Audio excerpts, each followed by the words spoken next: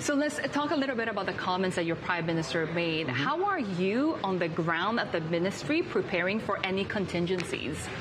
Well, the first point I would make is that the probability of an actual conflict is low.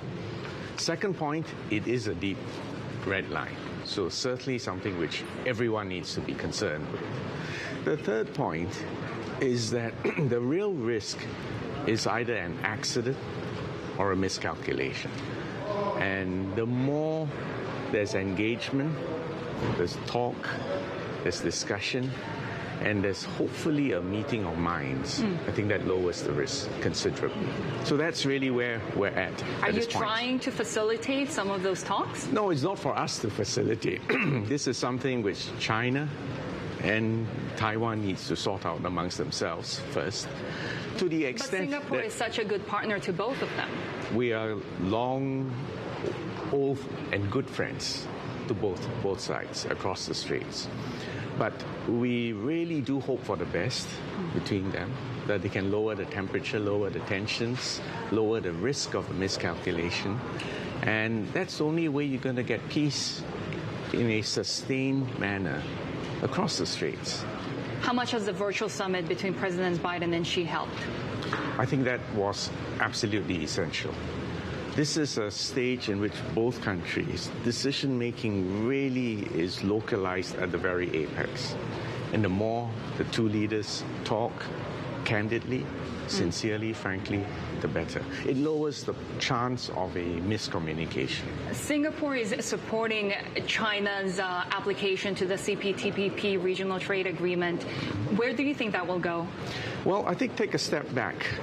The spirit behind the TPP or the CPTPP is for it to be open, inclusive to any economy that meets its very high standards. It is the most ambitious level multilateral free trade agreement in the world right now. And on that basis, we would have to welcome anyone who meets and aspires and is able and willing to fulfill those high standards. Well, that's something which will need to be discussed in greater detail. And the second point is the process. It requires consensus by all the existing members. So this discussion, this dialogue, and this resolution even of bilateral issues, if any, amongst all the individual members will need to be sorted out. Are you facilitating those discussions? Well, next year as the chair of the commission, we would certainly have to facilitate these discussions. I mean, look, you need to understand that Singapore is unique because for us, trade is more than 3 times our GDP. So this is not just ideology or a negotiating point. For us, free trade is our lifeblood. So anything that promotes that cause is something which we would support, we would welcome. Taiwan applied to the CPTPP as well, just days after Beijing did. Not surprising. What's the dynamic there and how do you expect that to play out? Well, again, the same principles apply. Are you willing? Are you able to meet those high standards? We would welcome their application in the same way we would welcome any economy that is willing and able to meet those high standards. Now, having said that, there are obviously political complications in that respect. And like many of the issues across the straits, again, you do need resolution, you do need a meeting of minds across the straits between Beijing and Taiwan. What about the meeting of minds when it comes to Myanmar? Because, of course, the U.S. has talked about Singapore having financial leverage on that point in order to help Myanmar achieve democracy. What can you do? Well, the first point I would make is that what is happening in Myanmar is a tragedy. A real tragedy, not just of progress towards democracy, but its impact on the ordinary people. The increase in poverty, the pandemic, it's really a terrible shame that this has happened. Second point is not to overestimate the impact of external interference. It won't work. From our years of working and engaging the people in Myanmar, we know this is a proud nation that needs to resolve its internal problems internally without others trying to interfere. Specifically on Singapore, I think we should not overstate our influence or our ability to affect the course of events in Myanmar. But the people in Myanmar and both sides across the entire spectrum, the political spectrum in Myanmar, know our position. We want peace, we want negotiations, reconciliation. That's the only way you're going to get peace and prosperity What is back. Singapore doing in order to help achieve that? Well, first, we are all in ASEAN. We've stated our position clearly. You saw the recent ASEAN summit, the representation, or rather the non-representation of Myanmar.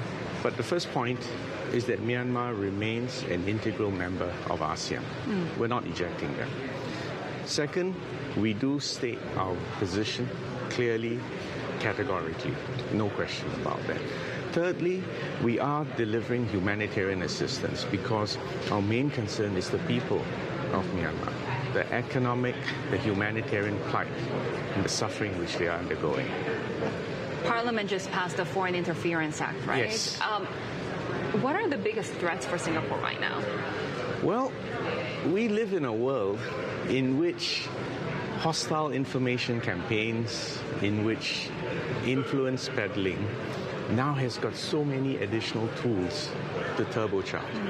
So to pretend that, it's business as usual and that there are no current or future threats is not tenable. So it's not aimed at any country, but we are preparing defenses so that we can ensure that there will be no hostile, surreptitious campaigns launched by external parties or through proxies who clearly are advancing the agenda of external parties. It's not uncommon for local Chinese language media towing the line for Beijing. Have you seen any No, I wouldn't characterize it that way. Look, we are again unique. We are the only political entity outside China with a majority of Chinese ancestry who understand the Chinese language, who respond to cultural cues. Now that is both a blessing and a burden. But the key point is this: Singapore is not China. We are in the heart of Southeast Asia, but we understand China. We certainly have a role sometimes for communication, for explanation, and sometimes even being a convening point for dialogue. And that is our unique selling point, our value proposition.